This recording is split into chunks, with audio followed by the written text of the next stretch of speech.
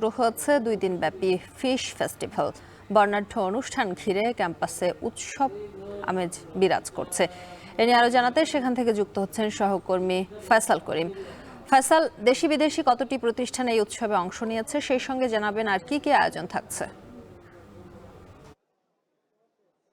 সম্ভব প্রথমবারের মতো এমন একটা আয়োজন এই বিশ্ববিদ্যালয়ে, এবং এটি আসলে নামকরণ করা হয়েছে ফিশ ফেস্টিভ্যাল, অর্থাৎ মাছ সম্পর্কিত যত ধরনের গবেষণা আছে, মাছ চাষ সম্পর্কিত যত ধরনের প্রতিষ্ঠান আছে, মাছের খাদ্য কিংবা মাছের গবেষণার জন্য যে যন্ত্রপাতিগুলো রয়েছে সেগুলোর সাথে সংশ্লিষ্ট যে প্রতিষ্ঠানগুলো তারা এখানে অংশ নিচ্ছে। এবং আমরা আয়োজকদের সাথে কথা বলেছি, তারা জানিয়েছে শতাধিক বিশ্ববিদ্যালয় এবং সরকারি বেসরকারি প্রতিষ্ঠান এখানে অংশ নিচ্ছে।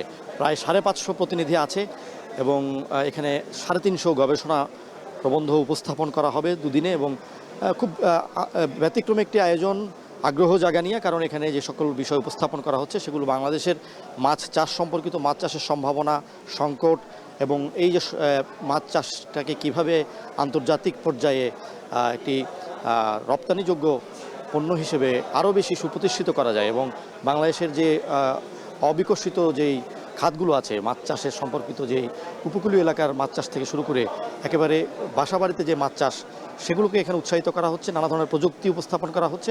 আমরা এখন যে স্টলটিতে আছি সেখানে এমন একটি প্রযুক্তি উপস্থাপন করা হচ্ছে যেখানে আসলে মাছ চাষ দূরবর্তী মাধ্যম থেকে করা সম্ভব, মোবাইল থেকেই মাছের খাদ্য দেওয়া সম্ভব, এবং সেই ধরনের একটি ডিসপ্লে তারা এখানে করছেন। এবং সেই সাথে বিভিন্ন ধরনের প্রযুক্তি যেগুলো আসলে পানির যে মান, গুণাগুণ, তাপমাত্রা যাচাই বাছাই করা যায়, দূর থেকে বসেই সেগুলো দেখা যায়। অর্থাৎ কোনো পুকুরের মালিক যদি সেই স্থানে উপস্থিত নাও থাকেন, তিনি কিন্তু দূর থেকে মোবাইলে তার পুকুরে মাছকে খাবার দিতে পারবেন।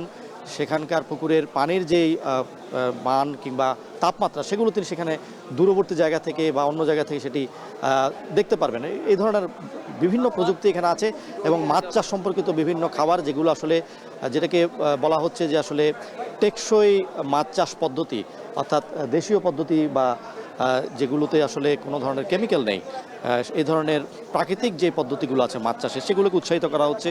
এবং বিভিন্ন ধরনের পণ্য নিয়ে তারা হাজির হয়েছেন। এবং আমরা দেখেছি বিভিন্ন গবেষণা প্রতিষ্ঠান এসেছেন যারা মাছ চাষ সম্পর্কিত বিভিন্ন গবেষণা করেন। পানির গুণাগুণ যাচাই বাছাই করার জন্য যেই যন্ত্রপাতিগুলো আছে সেই যন্ত্রপাতিগুলো তারা এখানে প্রদর্শন করছেন। এবং বিভিন্ন ধরনের আগ্রহ জাগানিয়া গবেষণাপত্র আছে, যেগুলো বাংলাদেশের যেই ব্লু ইকোনমি কিংবা উপকূলীয় খাতের যে সকল সম্ভাবনা রয়েছে, আমাদের পানির নিচের যে জগৎ, সেই জগৎ আবিষ্কার করার জন্য, অর্থাৎ বাংলাদেশ মাছে ভাতে আমরা বাঙালি বলে থাকি, কিন্তু এই খাতটি থেকে আসলে এখনও আমাদের অনেক কিছু আবিষ্কার করা রয়ে গেছে, অনেক পথ যাওয়া বাকি। সেই ক্ষেত্রে এই ধরনের যে আয়োজন, সেই আয়োজন কিন্তু একটি বড় ভূমিকা রাখবে, কারণ এই আয়োজনগুলো থেকে আমরা মাছ চাষের বিভিন্ন খুঁটিনাটি যেমন জানতে পারছি, মাছ চাষের যেই সংকট বা যে ধরনের চ্যালেঞ্জ পড়ছে, অর্থাৎ জলবায়ু পরিবর্তনের কারণে, সেই চ্যালেঞ্জগুলোও কিন্তু এখানে এসে জানা যাচ্ছে, এবং গবেষকরা তাদের এইসব বিষয় এখানে তুলে ধরছেন। পাশাপাশি এখানে প্রায় 30টির মতো স্টল আছে। এই স্টল ঘুরে ঘুরে মানুষ বা যারা এখানে এসেছেন তারা কিন্তু ব্যতিক্রমী একটি ধারণা পাচ্ছেন, এবং বাংলাদেশের মাছ চাষের তরুণরা যাতে এগিয়ে আসে এবং এই খাতে তরুণদের যাতে আরও সংশ্লিষ্টতা হয়, সেই জন্য এই ধরনের একটি আয়োজন করা হয়েছে। শম্পা। চট্টগ্রাম থেকে ফিশ ফেস্টিভ্যালের খবর জানাচ্ছিলেন সহকর্মী ফয়সাল করিম।